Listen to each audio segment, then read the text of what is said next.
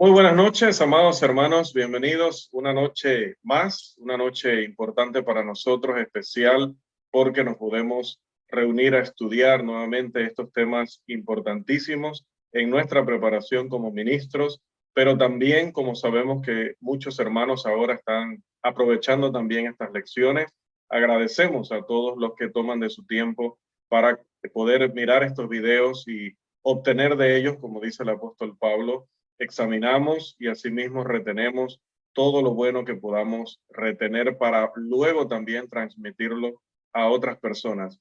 Esta noche continuamos con nuestro curso Doctrinas que son mandamientos de hombres. Es decir, es un curso que intenta entender, explicar lo que algunos hombres han querido seguir u obedecer como doctrinas y así enseñar a los demás hombres, pero que lamentablemente desde la perspectiva de Dios son simplemente adoraciones vanas, grupos que están llamándose cristianos, que están supuestamente siguiendo la Biblia, pero que no es así.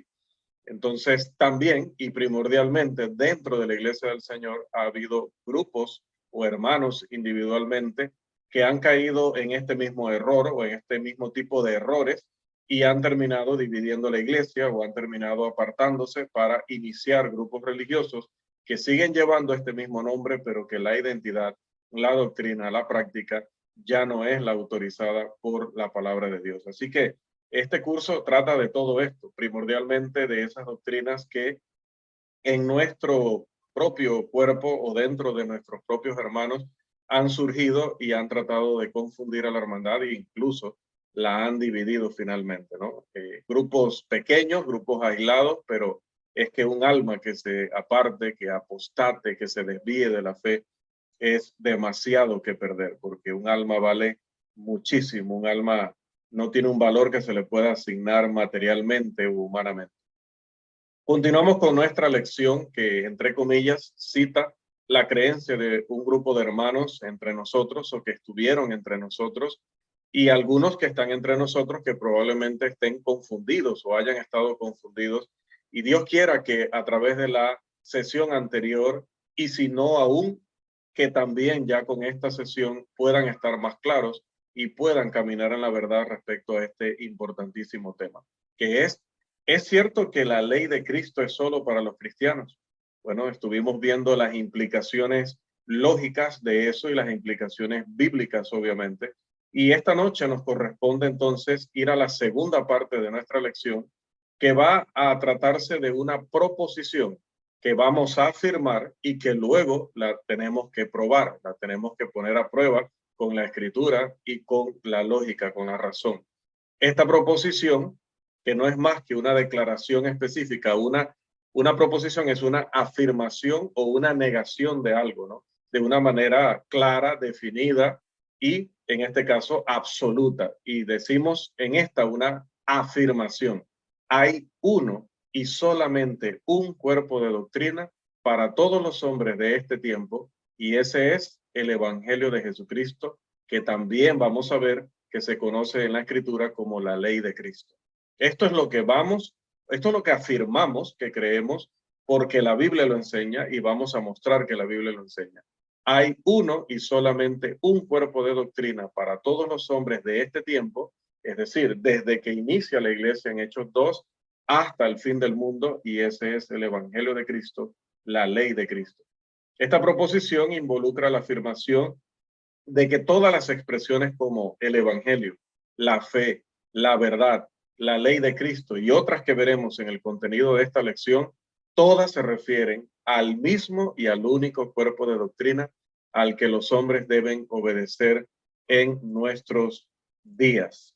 Bien, amados, entonces, ¿qué queremos decir con esta proposición y cómo la podemos ver probada o demostrada a través de la escritura? Definitivamente, como mencionábamos en la lección anterior, nunca podemos afirmar que la ley del Señor solamente a ella solamente pueden estar sujetas las personas que están dentro de la iglesia, porque como vimos, la consecuencia de afirmar eso sería también creer que nunca debió haber existido la iglesia. Así que Vamos a ver si nuestra proposición, como decimos, es verdadera o no. ¿Y cómo lo vamos a ver? Lo vamos a ver a través de la Escritura. En primer lugar, vamos a analizar la expresión, la ley de Cristo a través del Nuevo Testamento y ver qué tratamiento, qué significado, qué sentido le dan los apóstoles o los escritores del Nuevo Testamento para ver si es que nosotros la hemos entendido mal o correctamente. En primer lugar, podemos ver, como está en la presentación, el Evangelio de Cristo, según el Nuevo Testamento, es predicado a los no cristianos. Yo creo que en esto estaremos de acuerdo, tanto estos hermanos que han tomado esta postura, que hemos tomado prestado su creencia para ponerla como título de esta lección. Creo que en esto estaremos de acuerdo ambas partes. El Evangelio de Cristo es predicado a los inconversos. Textos que conocemos muy bien: Marcos 16:15, Hechos 16:10, Primera de Corintios 4:15. Todos estos textos muestran que el evangelio debe predicarse a toda persona o a toda criatura en todas las naciones. Podemos tomar en consideración allí el pasaje paralelo de Mateo 28:18 al 20, que también dice lo mismo. Por eso, ofrecemos el reto a estos hermanos de nombrar a una persona adulta, alguien en edad responsable, a quien no está dirigido el evangelio. ¿Podrán cumplir ese reto? Jesús envió el evangelio a todos los hombres, así que todos los hombres tienen que obedecer el evangelio y nada más. Marcos 16:15 al 16, Romanos 3:19 y Romanos 4:15. Vamos por favor a leer estos dos últimos pasajes, porque probablemente no solo entre nosotros, sino también en la audiencia que posteriormente aprovecha la lección, quizás no son textos que manejamos tan de memoria como Marcos 16, Mateo 28 y los demás. Por favor, vamos allá. Romanos 3:19 y Romanos 4:15. Un hermano que nos ayude con el primer texto.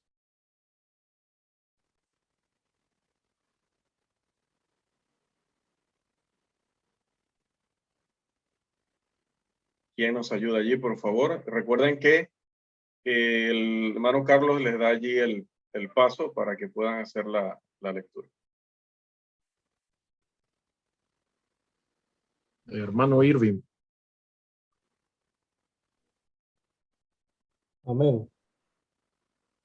Pero sabemos que todo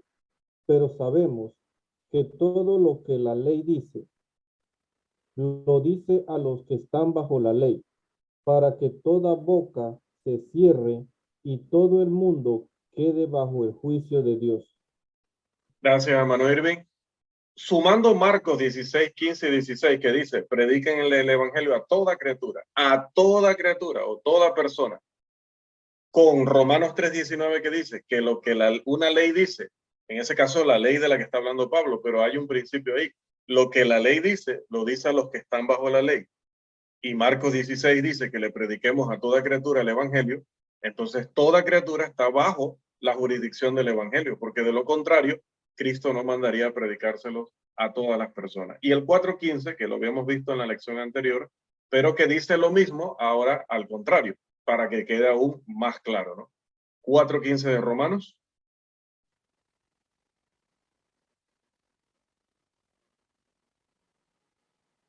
A ver, Romanos 4:15. El hermano Santiago.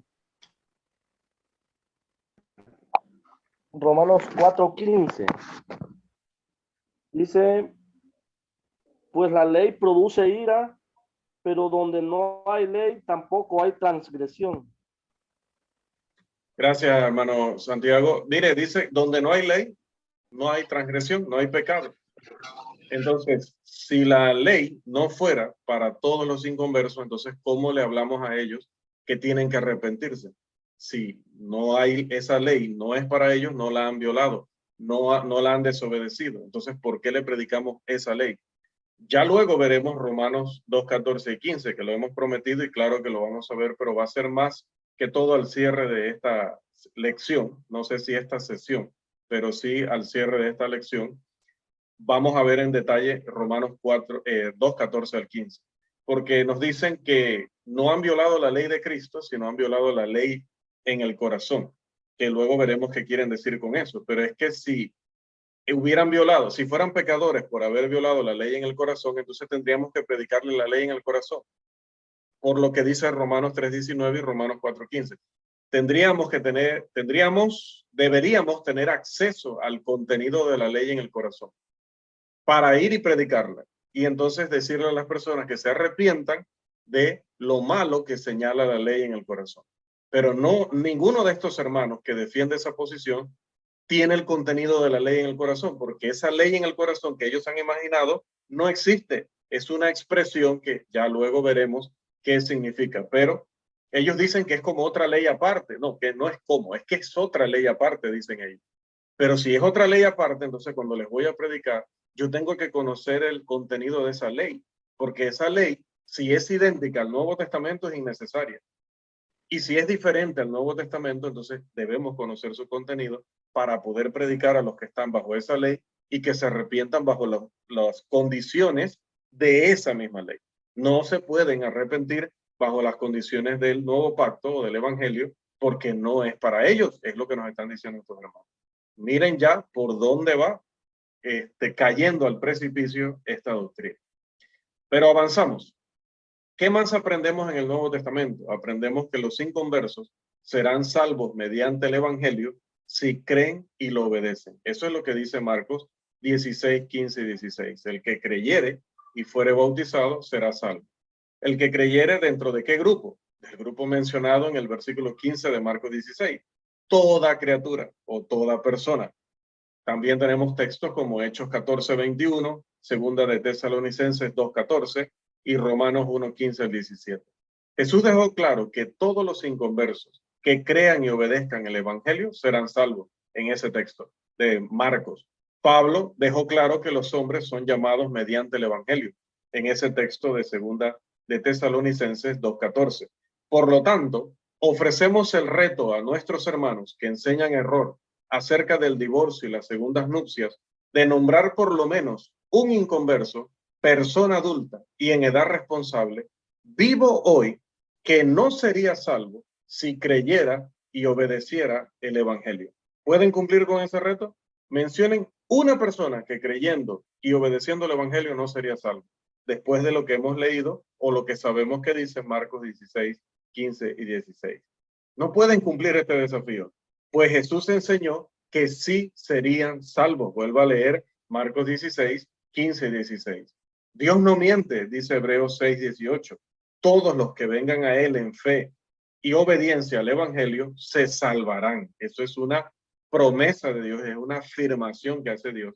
¿Cómo se atrevería uno de estos hermanos a decirnos que hay alguien que creyendo y obedeciendo el Evangelio no se salvaría? ¿Cómo podrían decirlo? No lo pueden decir, pero tendrían que decirlo si existiera otra ley bajo la cual hay un grupo de personas, hubiera un grupo de personas que estuviera con otras condiciones, con otros medios de salvación, quizás hasta con otro Salvador. 3. ¿Qué sabemos también a través del Nuevo Testamento? Que los inconversos se perderán si rechazan el Evangelio. Esto lo dice Segunda de Tesalonicenses 1, 7 al 9. Lo dice también Marcos 16, 16, porque dice, mas el que no creyere ¿qué? El Evangelio. ¿Dentro de qué grupo de personas? Toda criatura. El que no creyere será condenado. Entonces lanzamos el reto a nuestros amados hermanos de nombrar un inconverso en edad responsable en este día que no se perderá si no cree el Evangelio. Lanzamos ese reto. Un inconverso que no se perderá por no obedecer el Evangelio. ¿Pueden nombrar uno? No pueden cumplir tampoco este desafío, pues la Biblia enseña que los inconversos que rechacen el Evangelio estarán perdidos. Además, los desafiamos a nombrar un hombre, mujer, en edad responsable, hoy que no estará perdido si no obedece la palabra de Cristo. Vamos a leer, por favor, Segunda de Tesalonicenses 1, 7 al 9 para recordar lo que el apóstol Pablo dice. Por favor. Segunda de Tesalonicenses 1, 7 al 9. Hermano Juan. Gracias. Dice así, hermano. Y a vosotros que sois atribulados, daros reposo con vosotros cuando se manifiesta el Señor Jesús. desde el cielo con los ángeles de su poder, en llamas de fuego para dar retribución a los que no conocieron a Dios, ni obedecen al evangelio de nuestro Señor Jesucristo. Gracias, hermano Juan. Ahí en esa segunda carta a los tesalonicenses, en Marcos 16:16, y comparando esto con lo que dice la palabra en Hechos 3:22, tenemos justificada la conclusión o la afirmación de que los inconversos se perderán si rechazan el evangelio. Pero avancemos, todavía esto se sigue poniendo más interesante. Vamos a hablar ahora acerca, ya vimos el evangelio y los inconversos. Ahora vamos a hablar del concepto evangelio y los cristianos, porque ya preguntaba alguien en la lección anterior el tema de si evangelio y doctrina es lo mismo, porque hay hermanos que dicen que no, sobre todo estos hermanos que les interesa hacer ciertas divisiones y hacer ciertas categorizaciones. No sé si existe esa conjugación, pero bueno, existe en este curso, para tratar de inventar nuevas leyes o inventar excepciones que no tiene la escritura. Entonces vamos a analizar si la escritura apoya esa teoría o esa conclusión. ¿Qué dice la escritura acerca del evangelio y los cristianos? Primero, que el evangelio también se predica a los cristianos. Atención, el evangelio también se predica a los cristianos. ¿Cómo lo sabemos? Por lo que dice Romanos capítulo 1, versículo 15. Tenemos los pasajes en pantalla, así que voy a pedir a los estudiantes que estemos prestos y solícitos porque ya los están viendo de antemano y saben que en cualquier momento alguno de los que está en pantalla lo vamos a pedir que se lea, así que para que estemos atentos allí. Por favor, Romanos 1:15. Hermano El Steven. evangelio se predica a los cristianos. ¿Sí? Perdón, Carlos. Romanos 1:15 dice de la siguiente manera.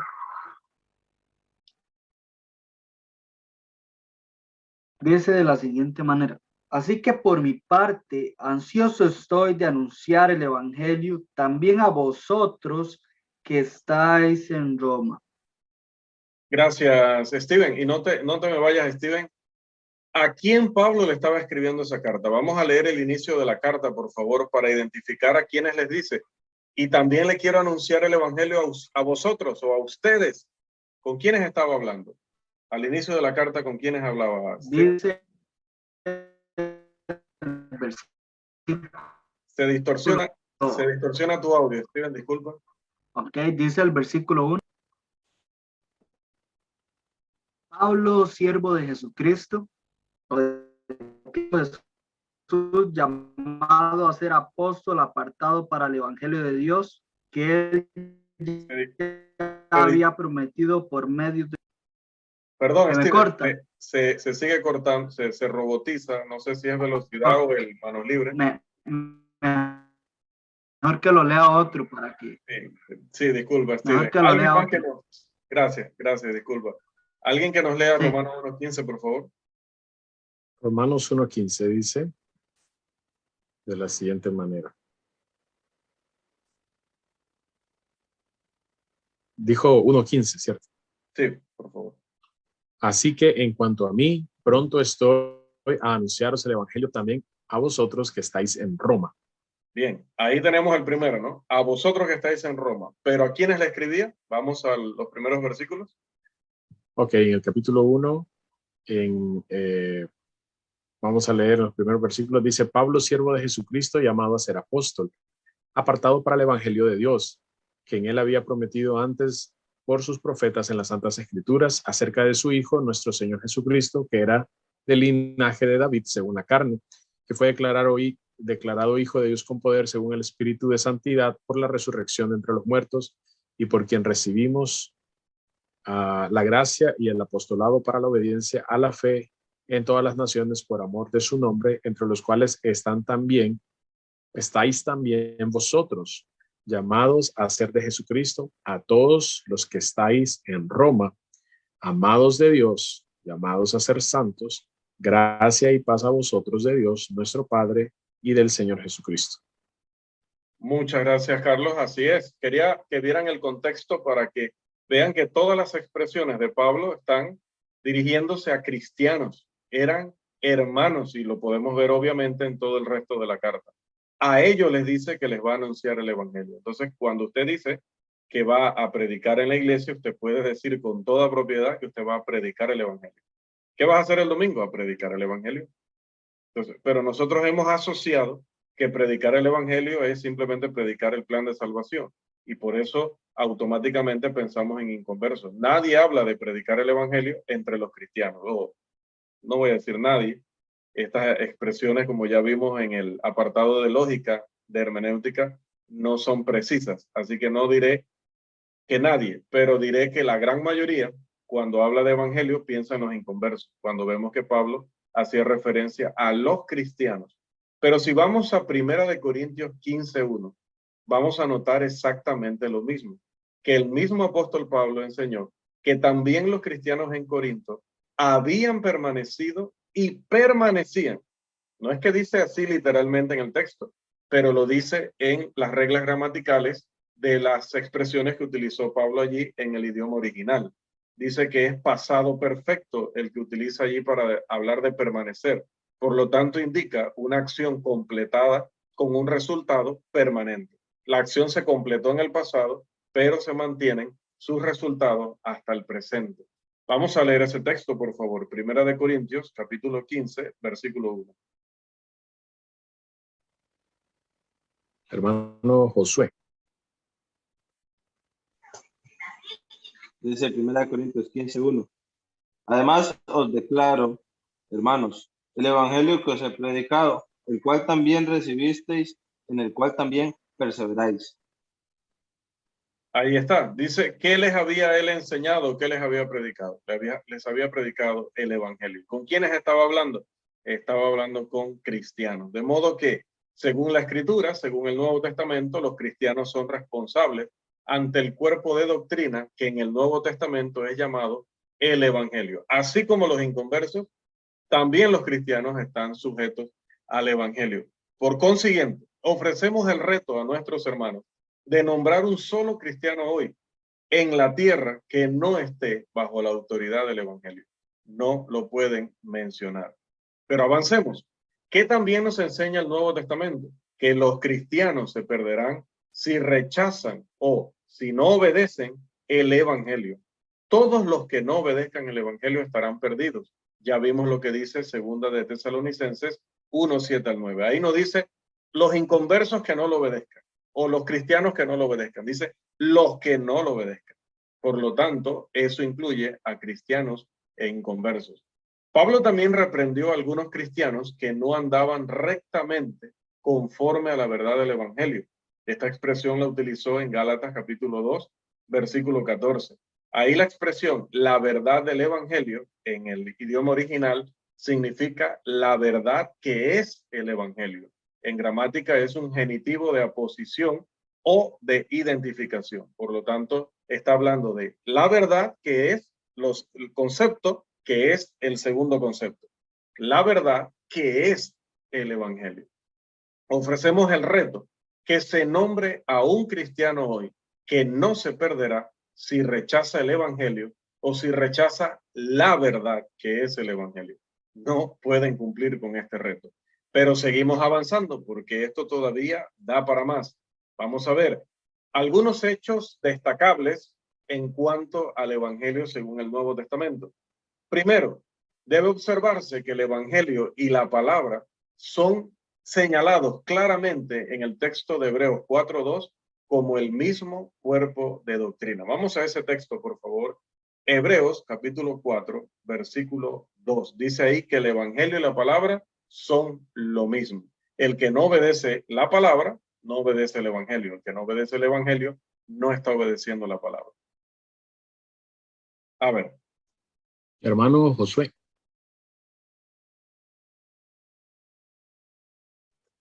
Hebreos 4:2, ¿cierto? Hebreos 4:2, correcto. Porque también a nosotros se nos ha anunciado la buena nueva como a ellos. Pero no les aprovechó el oír la palabra por no ir acompañada de fe en los que lo oyeron. Se distorsionó un poco allí, Josué. No mucho, pero un poco. ¿No puedes repetir la lectura, por favor? Ok, ahí se escucha. Perfecto. porque también a nosotros se nos ha anunciado la buena nueva como a ellos. Pero no les aprovechó el oír la palabra por no ir acompañada de fe en los que la oyeron. Gracias, hermano. Bien, ahí vemos la buena nueva. Sabemos todos que esa expresión en el original es el evangelio, solo que ahí está traducida. Entonces, diría en este texto, leyéndolo literalmente, porque también a nosotros se nos ha anunciado el evangelio. Y luego dice, pero no, como a ellos dice, pero no les aprovechó el oír que la palabra. Entonces, el texto nos está diciendo allí que el evangelio, los conceptos evangelio y palabra son los mismos. También lo podemos ver comparando Marcos 16, 15 y 16, que habla de que debemos predicar el evangelio a toda criatura, con el texto de Hechos capítulo 8, versículo 4. Ese texto de Hechos 8, 4 dice que los discípulos que fueron esparcidos debido a la persecución iban predicando por todas partes la palabra. Entonces allí vemos que la palabra y el evangelio son lo mismo. También si comparamos la lectura de Hechos 13, el versículo 5 y el versículo 7, que no lo haremos en esta ocasión porque esta sección tiene muchas citas, así que algunas las estaremos leyendo, algunas otras no por cuestión de tiempo. Pero seguimos avanzando. ¿Qué más vemos? Que en Hechos 14, 21 al 22 se aclara que también el evangelio, la expresión el evangelio y la expresión la fe son uno y el mismo cuerpo de doctrina. Vamos a ese texto, por favor, y nos vamos preparando ya con el de Timoteo. Hechos 14, 21 al 22, ¿qué nos dice? Es cierto que ese texto iguala la expresión el Hermano evangelio, Juan Miranda. la expresión la fe.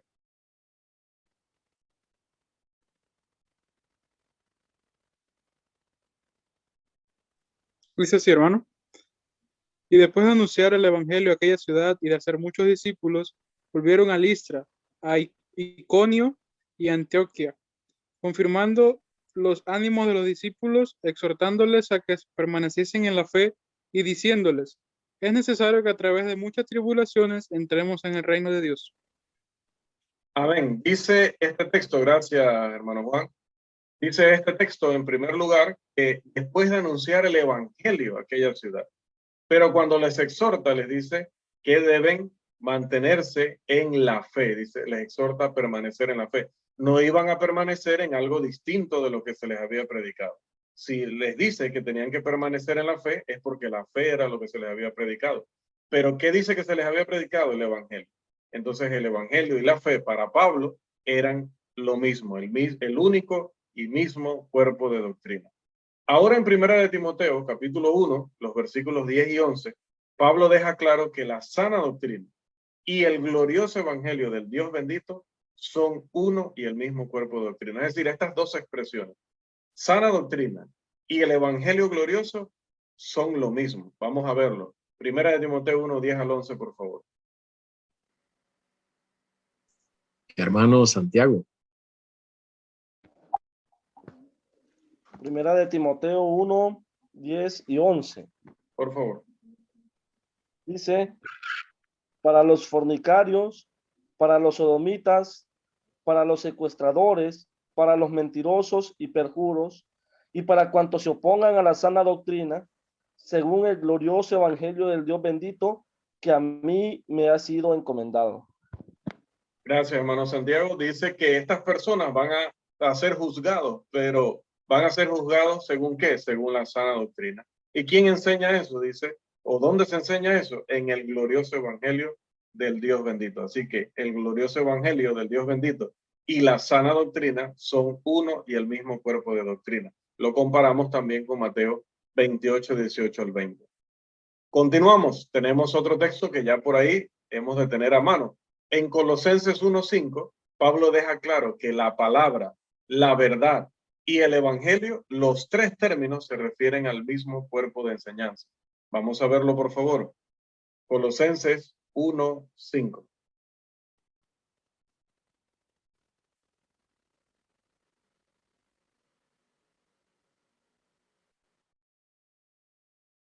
A ver. Amén. Adelante, Manuel.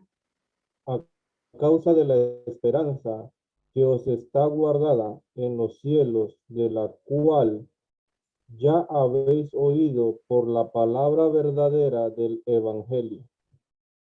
Gracias, hermano. Dice que hay una esperanza. ¿Y dónde está esa esperanza? ¿Dónde la oyeron? Dice, la oyeron a través de la palabra verdadera del evangelio. Allí entonces notamos, como digo, la palabra, la verdad y el evangelio son todos uno y el mismo cuerpo de doctrina. Es importante, sobre todo en este pasaje, aclarar que la expresión de la verdad, dice la versión Dios habla hoy, es también genitivo de identificación, es decir, que debe traducirse correctamente la palabra que es la verdad, en lugar de la palabra verdadera, ¿no? La palabra que es la verdad. Además, la expresión el evangelio también es genitivo de identificación, haciendo que la expresión completa deba traducirse o deba leerse correctamente la palabra que es la verdad y la verdad que es el evangelio. Así que ya que dos cosas que son iguales a otras también son iguales entre sí, y ya que la verdad es igual tanto a la palabra como al evangelio, se sigue que la palabra y el evangelio son iguales también la una a la otra, es decir, son uno y el mismo cuerpo de doctrina. Y ahí podemos considerar pasajes que corroboran esto, como el siempre citado Marcos 16, 15 al 16, comparándolo con 1 de Timoteo 3:14 y 1 de Timoteo 2:15. Pero seguimos avanzando para ver qué más enseña el Nuevo Testamento acerca de todos estos términos.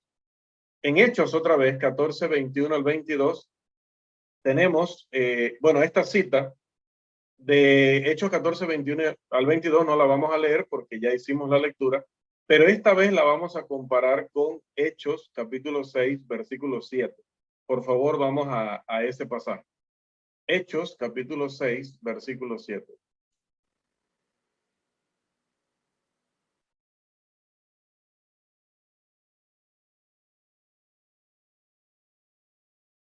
¿Quién nos ayuda, por favor? Hermano Josué.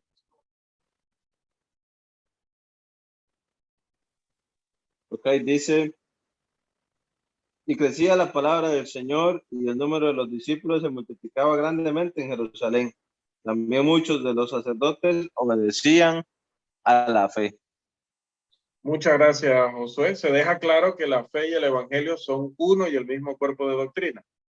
Además, ya que los hombres obedecen el evangelio para ser salvos, según Marcos, y ya que los inconversos fueron obedientes a la fe al hacerse cristianos, es claro que entonces el evangelio y la fe son uno y el mismo cuerpo de doctrina.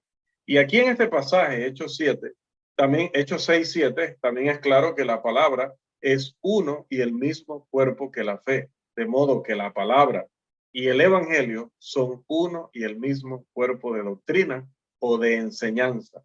Pero seguimos avanzando, aprendiendo más de lo que habla el Nuevo Testamento respecto a estos conceptos. Vamos a ver el concepto, la doctrina de Cristo. Por favor, la doctrina debemos considerarla, al igual que hicimos con el Evangelio, en cuanto a los inconversos primero, y luego vamos a ver en cuanto a los cristianos. Porque así como nos acostumbramos a pensar en la expresión predicar el evangelio a los inconversos solamente, nos hemos acostumbrado a decir doctrina, refiriéndonos a lo que aprendemos ya cuando somos parte de la iglesia. Y esta es una forma de aplicar estos conceptos deficiente, por no decir errónea. Tanto la doctrina es para cristianos y para inconversos, como el evangelio es para cristianos y para inconversos. Esta afirmación vamos a ver si la respalda el Nuevo Testamento. Creemos que sí. En primer lugar, un elemento crucial en el esfuerzo de estos hermanos para probar su doctrina del divorcio y nuevas nupcias es la exégesis o la interpretación que hacen de Mateo 28, 18 al 20. Y debo decir, con la honestidad que nos caracteriza y que demanda nuestra posición como maestros de la Escritura, tengo que decir que no solamente hermanos que ya están fuera de la comunión, hermanos que ya están identificados como falsos maestros, sino hermanos deficientes en su preparación como ministros del Evangelio y responsables en este sentido, porque no hay excusa hoy para no estar suficientemente preparados, han interpretado de la misma forma errónea este pasaje, por lo tanto, indirectamente le han dado la razón o le han hecho creer a estas personas que tienen la razón y aún les dan más fuerza en sus mentes, ¿no? Bien, estos hermanos piensan que en este pasaje Jesús dijo a sus apóstoles, primero, que enseñaran a todas las naciones el evangelio, ¿no? Luego, que bautizaran a aquellos que habían sido enseñados en el evangelio. Y tercero, que enseñaran, ahora que ya estaban bautizados, les enseñaran todas sus responsabilidades como cristianos. Ellos lo ven así, como en tres etapas distintas que no tienen nada que ver la una con la otra. Aunque es cierto que el pueblo de Dios debe predicar el evangelio a toda criatura o enseñarlo a todas las naciones, como podemos ver en una lectura de Marcos 16, 15, 16 y de Mateo 28, 19 y 20, que debemos bautizar a los que crean y se arrepientan, como también dice Hechos 2:38, y como también la escritura, y a pesar de que la escritura también dice que debemos continuar enseñando a aquellos que han sido bautizados, como podemos ver en 2 de Timoteo 2:1 y 2, o en Gálatas 1, 6 al 9, no es cierto, hermanos, y prestemos atención, por favor, prestemos mucha atención ya estamos prestando, pero prestemos mucha atención a lo siguiente. A pesar de que es cierto que sí, debemos ir a enseñar a todas las naciones, debemos bautizar a los que crean, se arrepientan, confiesen y quieran bautizarse, y debemos continuar enseñándoles a estos que han sido bautizados, no es cierto que Mateo 28, 18 al 20 lo expresa de la manera que estos hermanos creen que lo expresa. La interpretación errónea de parte de nuestros hermanos en cuanto a este pasaje de Mateo es absolutamente necesaria para ellos poder defender o poder tratar de sostener su falsa enseñanza de que los inconversos no están bajo la autoridad de Cristo. Por lo tanto, digo, hay que prestar mucha atención a esta parte. Hermanos, vamos a ver. Ellos dicen que ni Cristo ni el apóstol Pablo legislaron respecto a los matrimonios de las personas que están en el mundo. Y para poder respaldar esa afirmación, utilizan este pasaje de Mateo para decirnos, mire, primero usted va y les predica el evangelio, que ellos consideran que el evangelio es solo la muerte, sepultura, resurrección de Cristo, y que luego de que los bautizas le vas a empezar a enseñar para que a partir de allí empiecen a guardar la ley de Cristo, porque es a partir de su bautismo, dicen estos hermanos, que empieza esta ley en vigencia en la vida de ellos. Pero, como hemos dicho, su exégesis, su interpretación de Mateo es incorrecta, al no tomar en cuenta que los términos bautizándoles y enseñándoles en el griego original son presentes participios. Así que no se pueden referir a una acción que se hace después del verbo principal, como aprendimos en la lectura de Marcos 16, 15. No es posible que la persona crea y se bautice sin haber recibido la predicación del evangelio, sin haber hecho las cosas en el orden que lo dice el texto. Dice, el que crea y se bautice será salvo, ¿no? El verbo principal allá es será salvo. La persona que quiera ser salvo debe cumplir con las dos primeras acciones, creer y bautizarse. La misma regla gramatical, porque está escrito Mateo en el mismo idioma que Marcos originalmente, aplica acá. Bautizándoles y enseñándoles, cuando los estudiamos en el original, resulta que son también participios o presentes participios. Así que la regla dice que estas acciones tienen que ser una y la otra realizadas para poder lograr lo que dice el verbo principal, el resultado que está en el verbo principal. El verbo principal en Mateo es hacer discípulos, de manera que ni enseñándoles, ni enseñándoles a guardar todo lo que he mandado, ni bautizándoles, pueden ocurrir después de la acción del verbo principal. Es decir, ni la enseñanza a la que se hace referencia aquí, ni el bautizar pueden ocurrir después de hacer discípulos. Sin embargo, el caso completo de estos hermanos, su postura, su posición, depende de que la enseñanza o la doctrina aquí ocurra después de que la gente ya se ha convertido en cristianos y no antes de ser bautizados. Pero para su tragedia, lamentablemente el Espíritu Santo, lamentablemente para ellos, el Espíritu Santo eligió una manera perfecta de expresarse en la Escritura, como lo hace en cada pasaje y en cada parte de la Escritura inspirada, que no deja lugar a dudas respecto al significado de la expresión aquí. La verdad es, tanto bautizándoles como enseñándoles son participios presentes usados en un sentido modal, el cual es explicar cómo se realiza lo que se está anunciando. En este caso, cómo se hacen discípulos. Se hacen discípulos enseñándoles y bautizándoles. Por ejemplo, si alguien dijera, embellezcan la barra o embellezcan la cerca, limpiándola y pintándola. Obviamente en esa expresión ni la limpieza ni la pintura pueden suceder después del embellecimiento. Será hasta que se limpie, acción 1, y hasta que se pinte, acción 2, que podemos obtener el resultado que se anunció al principio, embellecer la barra o la valla o la cerca. Así que enseñándoles, que proviene de didasco, lo cual significa la entrega de un discurso didáctico, es decir, de doctrina, el cual es dado a quienes se han bautizado, debe incluir todas las cosas que Cristo ha mandado, desde antes del bautismo y después del bautismo.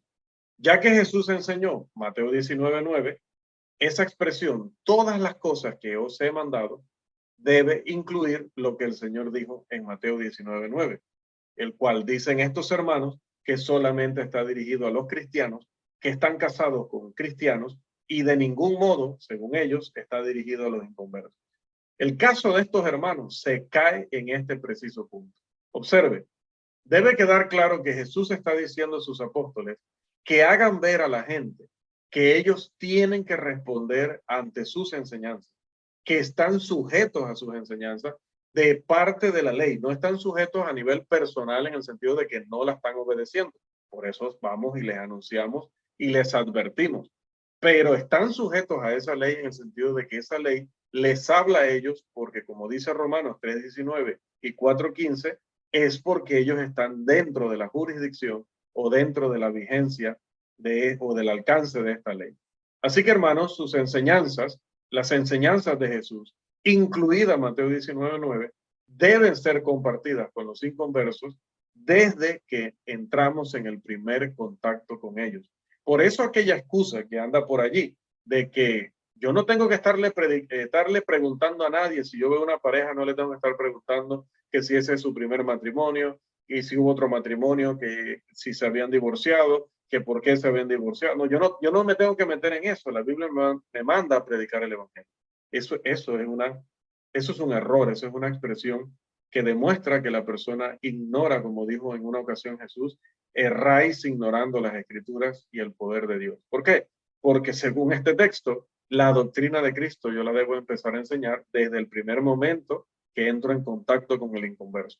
Y debo seguir enseñándosela, obviamente si obedece el evangelio después de que se bautice. Ese proceso inicia desde antes de que sea cristiano. Cuando Pablo estaba en Atenas, vio la situación de idolatría que había allí y automáticamente empezó a hablar acerca de ese tema. Y eso es doctrina. El evangelio, si lo viéramos como estos hermanos, que solo hable de la vida, muerte, sepultura y resurrección de Jesús, no incluiría ningún tema de la idolatría. Pero Pablo utilizó el tema de la idolatría para introducir el tema del plan de salvación. Así que si él lo hizo, nosotros estamos autorizados a entender que la doctrina de Cristo se debe enseñar también a los inconversos. Y aunque se puede profundizar aún más en este pasaje o ser más técnico en la explicación, lo dicho hasta este momento es suficiente para demostrar que la doctrina también debe ser enseñada a los inconversos, que es el punto que queríamos demostrar. Al negar este punto, nuestros hermanos se colocan a sí mismos como falsos maestros, pues no podrán nunca sustentar su caso en cuanto a que evangelio y doctrina son dos cosas diferentes en la escritura. Pero sigamos avanzando. También dice la palabra que la doctrina debe enseñarse a los inconversos. Que la doctrina debe enseñarse a los inconversos. Según Hechos 5:20 al 29, esto es una realidad. Vamos allá, por favor. Hechos, capítulo 5, los versículos 20 al 29. Incluso me había saltado o se me había quedado esta presentación. Voy a detenerme un momentito acá para que también las personas que luego vean la lección puedan aún aprovechar más la explicación, ¿no? Aquí tenemos bautizándolos y enseñándoles, son presentes participios en el griego original. Y hacer discípulos, que es esta expresión en griego, es el verbo principal. ¿Qué dice la regla? Cuando dos presentes participios están en una misma oración acompañados de un verbo principal, en este caso hacer discípulos, estas acciones tienen que completarse para poder adquirir, para poder obtener, para poder llegar a lo que dice el verbo principal. Entonces, para decir que hemos hecho discípulos, tenemos que hacer dos cosas. Tenemos que bautizarlos, pero también tenemos que enseñarles todo lo que Jesús ha ordenado. Por lo tanto, para ser discípulos necesitamos enseñarles, y dice Jesús que es a todas las naciones, tenemos que enseñarles toda la doctrina de Cristo. No toda la doctrina en ese momento, pero la que necesiten, porque ya mencionaba el caso de Hechos 17, donde el apóstol Pablo habla con los griegos y él se enfoca en la parte de la doctrina que tiene que ver con la idolatría. Si vamos a Hechos 19, él se habrá enfocado en el tema de la parte de la doctrina que condena la brujería. ¿Cómo lo sabemos? Porque después de predicar, dice que los efesios traían sus libros de magia y de todas estas ciencias, por llamarle ciencias, ¿no?, ocultas. Eso significa que les predicó acerca de eso. De otra manera, no hubieran venido confesando, dice el texto, y luego entregando esos libros. Pedro no se enfocó ni en la idolatría ni en la brujería. Pedro se enfocó en la parte de lo que estas personas habían hecho con Cristo. Así que enseñó lo que la Biblia dice respecto a la resurrección, a las promesas, a las profecías. Habla acerca de la promesa de la dotación milagrosa a través del Espíritu Santo. Por lo tanto, él se enfocó en la parte de la doctrina que esos inconversos necesitaban entender en ese momento. Note que el predicador entonces sí puede predicar no solamente la muerte, sepultura y resurrección de Cristo o el plan de salvación, sino que tiene la obligación de predicar cualquier parte de la doctrina que sea necesaria para que el inconverso esté claro y pueda tomar una decisión correcta, la decisión con un corazón entendido de cuál es la voluntad de Dios. Así que aclarado eso, podemos avanzar. Decíamos que el siguiente punto nos dice que la doctrina debe enseñarse a los inconversos y pedíamos la lectura de Hechos 5, 20 al 29. ¿Quién nos ayuda, por favor?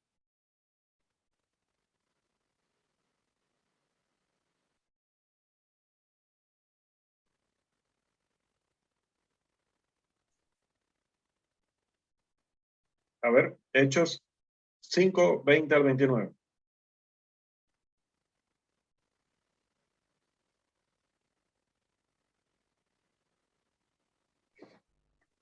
¿Alguien por ahí? Hermano Juan Miranda. Dice así, hermano. Id y pues en pie en el templo, anunciad al pueblo todas las palabras de esta vida. Habiendo oído esto, entraron de mañana en el pueblo y enseñaban. Entre tanto, vinieron el sumo sacerdote y los que estaban con él, y convocaron al concilio y a todos los ancianos de los hijos de Israel, y enviaron a la cárcel para que fuesen traídos. Pero cuando llegaron los alguaciles, no los hallaron en la cárcel. Entonces volvieron y dieron aviso diciendo: por cierto, la cárcel hemos hallado cerrada con toda seguridad y los guardias afuera de pie ante las puertas. Mas cuando abrimos, a nadie hallamos dentro. Cuando oyeron estas palabras, el sumo sacerdote y el jefe de la guardia del templo y de los principales sacerdotes dudaban en que vendría a parar aquello. Pero viniendo uno les dio esta noticia: he aquí, los varones que pusisteis en la cárcel están en el templo y enseñaban al pueblo. Entonces fue el jefe de la guardia con los alguaciles y los trajo sin violencia, porque temían ser apedreados por el pueblo. Cuando los trajeron, los presentaron en el concilio, y el sumo sacerdote les preguntó, diciendo: nos mandamos estrictamente que no enseñaseis en ese nombre, y ahora habéis llenado a Jerusalén de vuestra doctrina, y queréis echar sobre nosotros la sangre de ese hombre. Respondió Pedro y los apóstoles dijeron, es necesario obedecer a Dios antes que a los hombres. Gracias, hermano. Estamos teniendo problemas allí con el video, ¿verdad, Carlos? ¿O solo soy yo que me veo?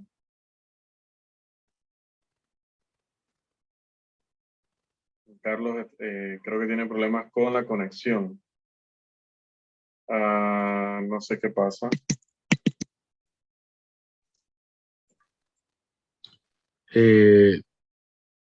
Cambia de cámara, no sé si quizás sea el caso, que otra vez sea el caso de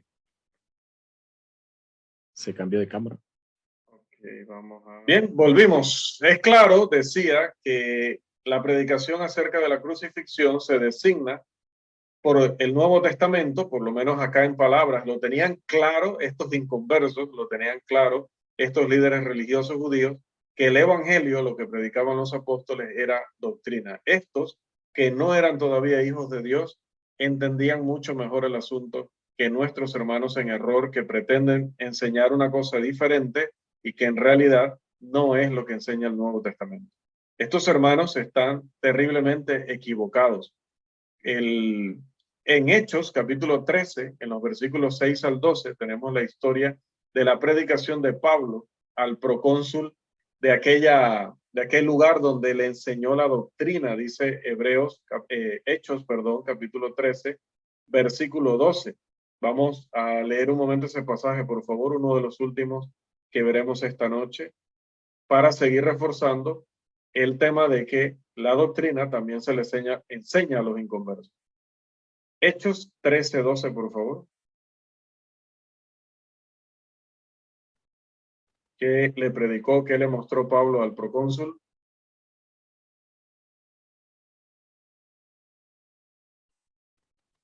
Hechos 13:12. Entonces el procónsul, viendo lo que había sucedido, creyó, maravillado de la doctrina del Señor. Gracias, hermano Irving. Ahí está. A él se le estaba predicando el evangelio. Él era un inconverso. Y dice Lucas, recuerde, Lucas está reportando la situación con el procónsul y es Lucas, el escritor inspirado. No son palabras textuales del procónsul, son palabras del autor inspirado que está siendo guiado en ese momento por el Espíritu Santo. Que el procónsul estaba maravillado de la doctrina del Señor. El término en griego didache, que tiene que ver con la enseñanza o cuerpo de doctrina de los apóstoles entregado por Cristo y por el Espíritu Santo. Así que a un inconverso se le estaba predicando la doctrina de Cristo. En Hechos 17:19, en Romanos 6:7 al 18 y en Mateo 28:18 al 20 se sigue confirmando o corroborando esta realidad. Nuestros equivocados hermanos están mal al enseñar que la doctrina solo se le debe enseñar a los cristianos y que el evangelio solamente se le debe predicar a los inconversos. En otros tiempos, estos mismos hermanos enseñaban, basados en Juan 6:44 al 45, que la doctrina de Cristo puede y se debe enseñar a los inconversos.